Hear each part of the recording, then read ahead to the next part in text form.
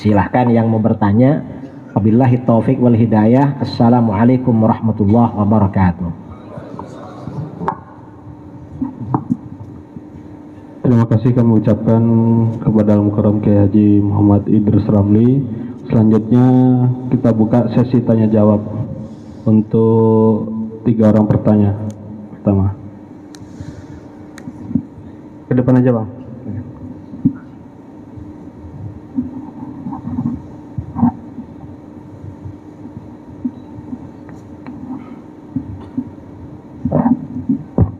Bismillahirrahmanirrahim. Assalamualaikum warahmatullahi wabarakatuh. Ustaz, Ana ingin bertanya tentang tadi Al-Quran dijadikan sebagai bahan nyanyian. Jadi nyanyi gitu kan. Jadi beberapa pengalaman yang saya dapatkan di sekitar rumah itu imam masjid itu sudah mulai seperti itu gitu. Dan termasuk di keluarga sendiri.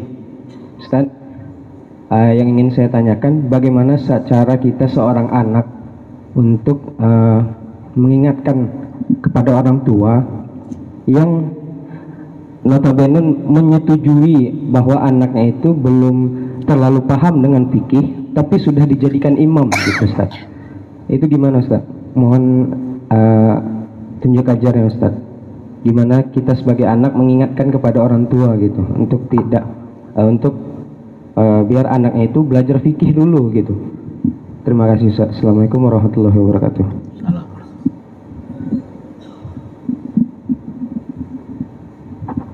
Jadi kalau seperti itu ya sampaikan saja secara halus. Gimana mungkin ini saudara kita ini belajar fikih dulu. Mengapa? Karena gerakan sholatnya keliru-keliru atau apanya begitu. Karena ini kejadian ya, kejadian di satu daerah. Ada imam dan makmumnya ini sama-sama gak ngerti fikih. Rakaat kedua lupa tahiyat. Akhirnya berdiri, karena lupa langsung berdiri. Ternyata makmumnya subhanallah, subhanallah berkali-kali di belakang, subhanallah semua. Akhirnya imamnya duduk. Kan batal sholatnya imam. Kalau imamnya sholatnya batal, makmumnya batal juga kan. Ini gara-gara gak ngerti fikih. Mestinya ya gak perlu duduk, terus aja nanti ketika sebelum salam sujud sahwi. Ini enggak, ini sudah berdiri duduk lagi. Yang salah siapa? Salah semua. Imamnya salah, makmumnya salah juga. Saya pernah mau bermakmum ya di Jawa. Imamnya lupa.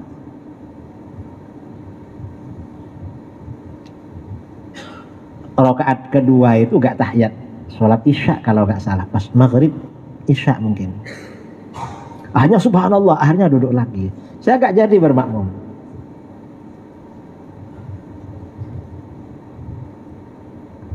Akhirnya saya bermakmum sama kawan saya. Kamu sholat sama saya aja, ini batal. Selesai sholat, imamnya menghampiri saya. Gimana kabarnya? Alhamdulillah baik. Saya bilang, kamu tadi jadi imam salah. Kenapa? Gini-gini, mestinya kamu gak usah duduk. Susah. Lama-lama tanya paman saya, gimana sehat? Loh, tak taunya paman saya juga yang jadi imam itu. Cuma saya agak lupa karena lama gak jumpa. Loh, sampeyan katanya. Iya katanya. Tapi tidak apa-apa, tadi kan sudah diingatkan kan. Tapi masih akrab sampai sekarang, itu cuma lupa orangnya. Nggak ngerti fikih memang. Ya, sering seperti itu. Makanya ya hati saya kalau begitu biasanya langsung cabut atau mufarokoh. Langsung sholat sendiri menyelesaikan. Karena kalau ikut terus ya batal. Ini contoh ya. Karenanya memang harus disampaikan. Gimana kalau ini belajar dulu fikih. ini bacaannya enak kalau jadi imam gitu, disampaikan, diingatkan saja kepada yang berkuasa di situ. Kan biasanya di masjid-masjid itu ada yang dituakan, kalau dia memutuskan orang pasti menerima. Dan di masyarakat, terutama di kampung-kampung ini memang beda saudara. Kadang-kadang memang ada imam yang nggak fasih, nggak ngerti fikih, tapi ini harus jadi imam. Mengapa? Kalau nggak jadi imam jadi fitnah. Kadang kan masjid itu imamnya dari kampung sini, ini yang diajukan. Kalau enggak ya bisa bikin masjid lagi daerah situ. Akhirnya kacau. Kadang-kadang begitu. Ya memang harus terus memang. Makanya tahsinul Quran, kajian fikih, agama ini harus berjalan di mana-mana itu. Saya kira itu, wallahu a'lam. Ada lagi?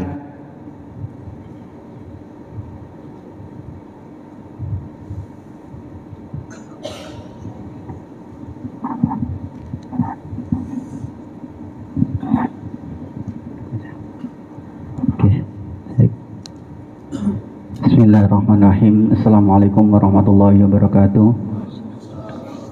Sebelumnya salam takdim Pak Yai, salam kenal, saya Muhammad Hasim, saya juga dari Jawa, dari Cirebon. Literatur yang pernah saya baca bahwa umat Islam ini pernah terjadi carut marut pada eranya sahabat Ali radhiyallahu anhu, yang mana itu terpecah-pecah menjadi berbagai golongan. Ada Mu'tazilah, kemudian Khawarij, Syiah, kemudian ada muncul Aswaja. Nah, hal dari zaman dulu sudah terjadi perpecahan berbagai golongan karena berbagai faktor ketidaksepakatan, baik itu karena fanatik dengan pilihannya dan sebagainya. Nah, fenomena sekarang juga masih sama masih sama seperti itu. Masih terjadi trust, masih terjadi chaos kalau terjadi beda pilihan, beda amaliyah dan sebagainya. Padahal dari Kementerian Agama sendiri itu selalu menggaungkan bagaimana caranya kita terus bisa toleransi. Tetapi umat Islam ini cenderung toleransi dengan antar agama, ya.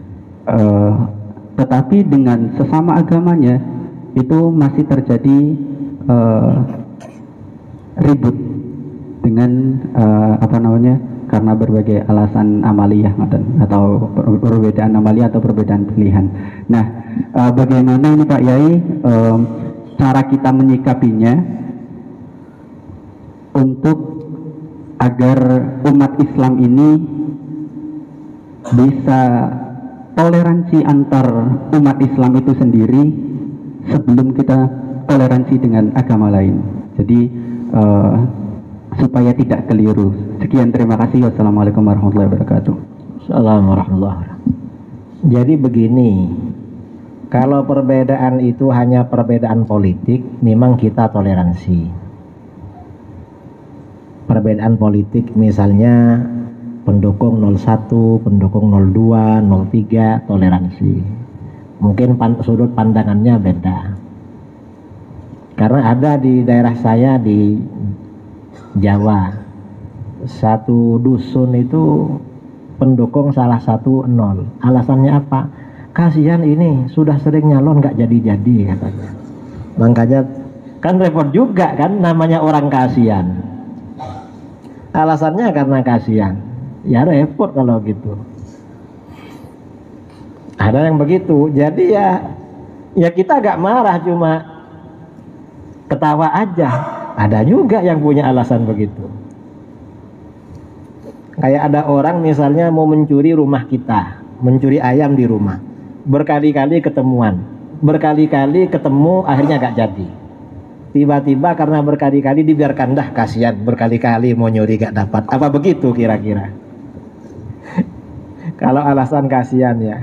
Nah, yang kedua, perbedaan itu masalah fikih. Kalau perbedaan itu masalah fikih, itu toleransi juga.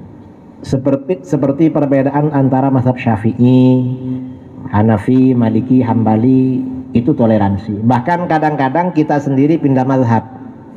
Kita di Indonesia mazhabnya Syafi'i, punya wudhu bersentuhan suami istri batal. Tapi kalau kita umroh lagi ramai, istri ini kalau kita ikut mazhab Syafi'i kasihan, takut hilang, takut apa, akhirnya ikut Hanafi. Boleh pegang istri. Mengapa? Untuk jaga-jaga biar gak kemana-mana. Gak apa-apa seperti itu. Itu amaliyah. Yang ketiga, perbedaan akidah. Kalau perbedaan akidah itu gak bisa toleransi. Kita harus memihak dan menjelaskan yang benar. Yang gak benar memang harus dijelaskan. Kamu gak benar, gak bisa ikut itu. Gak ada toleransi yang seperti ini. Kalau perbedaan akidah, seperti perbedaan kita dengan Wahabi. Wahabi ini memang yang sering muncul di permukaan. Kalau di masjid paling kita kunut, mereka agak kunut, ya. Kita ini baca zikir, mereka agak baca. Kita doa bersama, mereka enggak. Kan itu. Memang yang nampak ke permukaan seperti itu. Tetapi di belakang itu ada perbedaan akidah yang lebih besar dari ini. Dan mereka memang harus diluruskan, harus diingatkan. Dan kita sebenarnya sudah toleransi, saudara. Ahlus sunnah ini toleran. Mengapa? Kita agak mengkafirkan kelompok-kelompok di luar ahlus sunnah. Kalau mereka mengkafirkan sama kita hanya bilang sesat. Kok dibilang sesat? Karena salah jalan. Lah orang salah jalan, orang mau pergi ke Jakarta naik mobil, kok mobilnya arah barat, kan tersesat namanya. Mestinya kalau dari Pekanbaru kemana? Ke Jakarta, kan ke timur. Ini mau ke Jakarta tapi kok ke barat, kan nyampe Aceh ini, nyampe Medan. Masa toleransi? Toleran, jangan toleran. Kamu mau kemana? Misalnya ya, saudara punya abang atau punya adik, bilang mau pergi ke Jambi. Saudara ikut di mobilnya itu, tapi dia salah jalan ke arah barat. Apa saudara bilang? Toleran aja lah, ini toleransi. Nggak bisa, harus dimarahi. Bang, ini salah. Loh, enggak lah. Menurut saya ke Jambi itu ke sana memang. Misalnya, ini dalilnya. Misalnya pakai dalil apa? Tidak bisa seperti itu. Kejauhan nanti setelah nyampe, lo kan bisa muter nanti ke Jambi lewat Padang misalnya. Ya bisa juga, tapi kan capek akhirnya. Loh, orang tersesat tuh gak bisa toleransi, saudara. Karena kalau kita yang menjadi penumpang, kita agak nyampe juga tujuannya. Itu namanya perbedaan akidah. Jadi gak ada toleransi kalau perbedaan akidah itu. Jadi begitu. Adapun perbedaan dengan di luar agama, kita toleran juga. Dan sebenarnya memang konflik sesama umat Islam lebih parah daripada di luar Islam. Buktinya apa? Perang pada masa Sayyidina Ali dengan kelompoknya Sayyidina Muawiyah, lalu kelompoknya Siti Aisyah. Itu umat Islam yang gugur itu puluhan ribu. Padahal pada masa Rasulullah SAW, Rasulullah umat Islam berperang dengan non-muslim. Korban yang jatuh dari muslim dan non-muslim itu sekitar 1025 orang ketika melawan orang di luar Islam. Dan pada masa Sayyidina Ali berantem sesama muslim malah puluhan ribu, itu lebih banyak lagi. Karena mungkin ya dalilnya dasarnya sama-sama kuat itu, ya menurut dugaannya pada waktu itu. Dan pada masa Sayyidina Ali yang muncul itu baru Syiah dan Khawarij. Yang Mu'tazilah belum muncul, Murji'ah belum muncul, Jabariyah belum muncul. Itu muncul kemudian. Yang Syiah ini kelompoknya Sayyidina Ali yang berlebih-lebihan. Khawarij ini anak buahnya Sayyidina Ali yang memisahkan diri. Itu Khawarij. Jadi begitu, gak banyak masih. masih 2 golongan, tapi kemudian berkembang sampai sekarang ini di negeri kita saja di Indonesia mungkin ada ratusan itu atau ribuan kelompok-kelompok di dalam Islam itu. Wallahu a'lam.